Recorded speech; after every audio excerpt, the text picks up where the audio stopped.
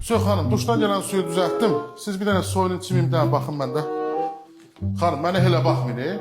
Soyunun çimin ki, nəsə olsa mən problemi yerdən qaldırım. Soyunun, soyunun. Ay usta, qiymət nə qədər eləyəcək? Bir 50 manat.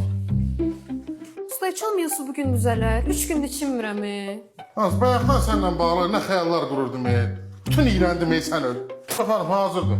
Usta, Mümtazın tapancasında suyu çox bərk vurur. Ona da baxa bilərsiniz. Doğrudan, bayaqlarım mən yuyundum. Dağılımı dağıt deyil. Real tapanca ilə mən vursam daha da az ağlardı özüm vurum. Famil, 2 dənə pərəxadlik ver, xamut ver.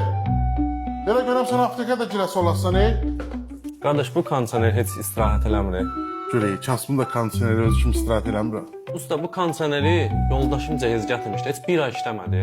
Qaqa, kondisioneri qızcıla, qız da sənə soxublar. Bu dünya soxa-sox dünyası. Bu kondisioner yaxşı idi. 15 ildir dayanmadan işləyir. Birdən-birə nəsə oldu? Həm də 15 ildir kondisioneri əsir götürmüsünüz. Yaxşı da özü bir hələ. Nə oldu yenə? Bunun hər şeyini də düzəltdim, qaz da vurdum. Bu niyə işləmir? Bunu yəsin ağzınız. Usta, remontu tez bitirə bilərsən. Tez bir zamanda evlənmək istəyirəm. Toyum olmalıdır, təcil lazımdır. Həm də sən qızmısan deyə məni niyə tələsdirirsən? Nə olub usta?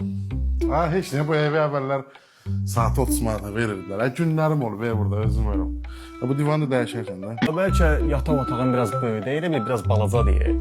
Qaqa, bura 2 nəfər polunu sığır. Sənin fantaziyaların varsa, adam çox olacaqsa, aranacaq böyükdə, problem deyil. Usta, bu yataq otağın necə eləsək daha məsləhətli olar? Mən heç kimi yataq otağına qarışmam. Burada nə istəyirsiniz, onu da eləyin. Yataq otağı necə edir? Qaqa, Cavan ailəsiniz. Bu yataq otağının divarların hamısını 5 şunk eləyir. Baxada qonşu zaten.